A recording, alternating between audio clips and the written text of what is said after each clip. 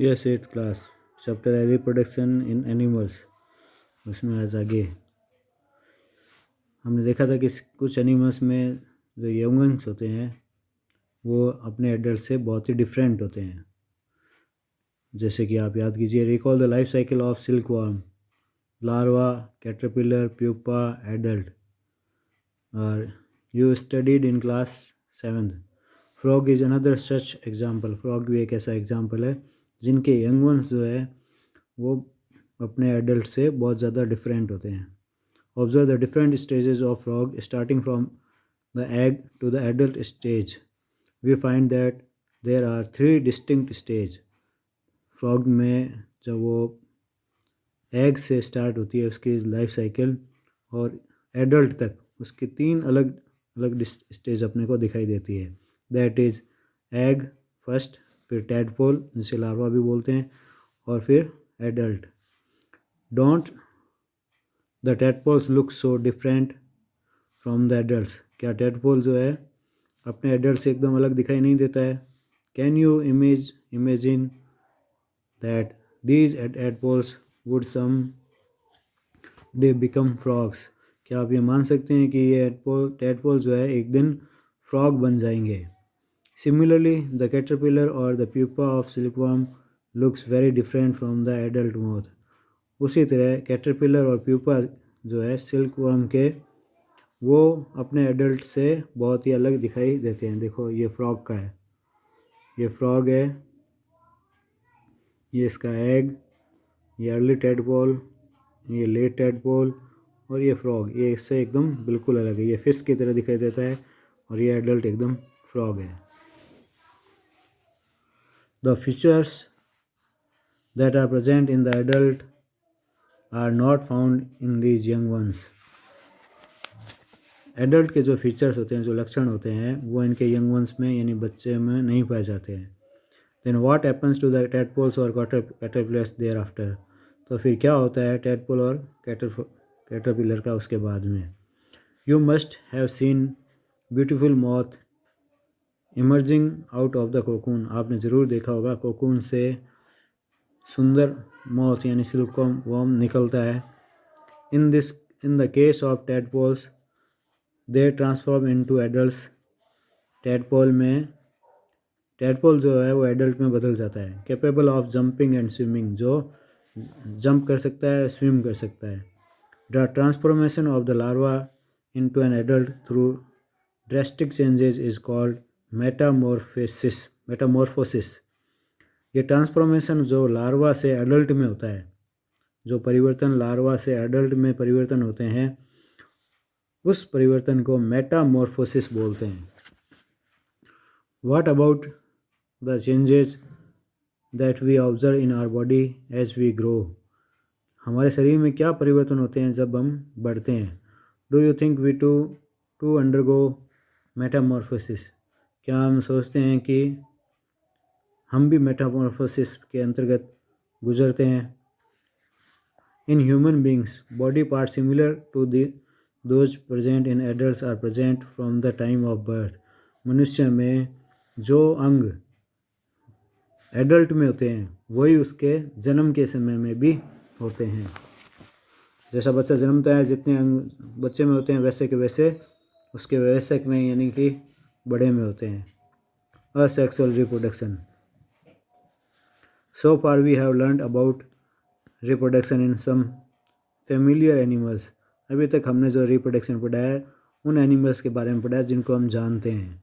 But what about very small animals like hydra and microscopic organism like amoeba? लेकिन जो छोटे जानवर हैं जैसे कि हाइड्रा है और अमीबा है, उसमें रिप्रोडक्शन कैसे होता है? Do you know how they reproduce? Let us find out. क्या आप जानते हैं वो भी रिप्रोडक्शन करते हैं? और पता करते हैं। ये हाइड्रा में है।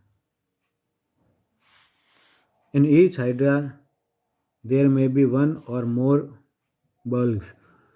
प्रत्येक हाइड्रा में एक या ज़्यादा बल्ब्स होते हैं। These bulbs are the developing in new individuals. ये देखो ये है बल्ब्स, ये बड़ा होकर एक नया हाइड्रा बन जाता है। These bulbs are the developing in new individuals and they are called buds. ये बल्क्स जो है वो नए हाइड्रा में बदल जाते हैं और उन बल्क्स को बर्ड्स बोलते हैं। Recall the presence of birds in yeast. इसी तरह के आप याद कीजिए कि बर्ड्स जो है यीस्ट में भी मौजूद होते हैं। In hydra too the new individuals develop as outgrowth of एस from a single parent. Hydra में एक नया जीव जो है वो एक सिंगल पेरेंट के द्वारा बनता है, जो उसके आउटग्रोथ यानी उसके शरीर के बाहर उभार से बनते हैं। This type of reproduction in which only a single parent is involve is called asexual reproduction. इस प्रकार का रिप्रोडक्शन जिसमें केवल एक सिंगल पेरेंट ही भाग लेता है रिप्रोडक्शन में, इस तरह के रिप्रोडक्शन को असेक्सुअल रिप्रोडक्शन बोलते हैं। Since new individuals develop from the birds in hydra, this type of asexual reproduction is called budding. Hydra में जो बर्ड्स के द्वारा जो नया इंडिविजुअल बनता है, नया जीव बनता है, इस टाइप के सेक्सुअल रिप्रोडक्शन को बडिंग बोलते हैं। बर्ड के द्वारा जो नया बच्चा बन जाता है, नया जीव बन जाता है, तो उस तरह के एसेक्सुअल रिप्रोडक्शन को बडिंग बोलते हैं। Another method of asexual reproduction is observed in the microscopic organism amoeba.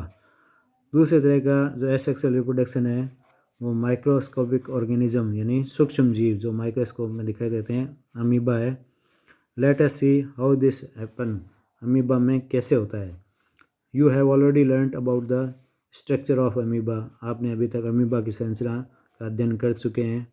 You will recall that amoeba is a single celled organism. आपको ये याद होगा अमीबा एक सिंगल सेल ऑर्गेनिज्म है, यानी अमीबा में केवल एक ही सेल होती है।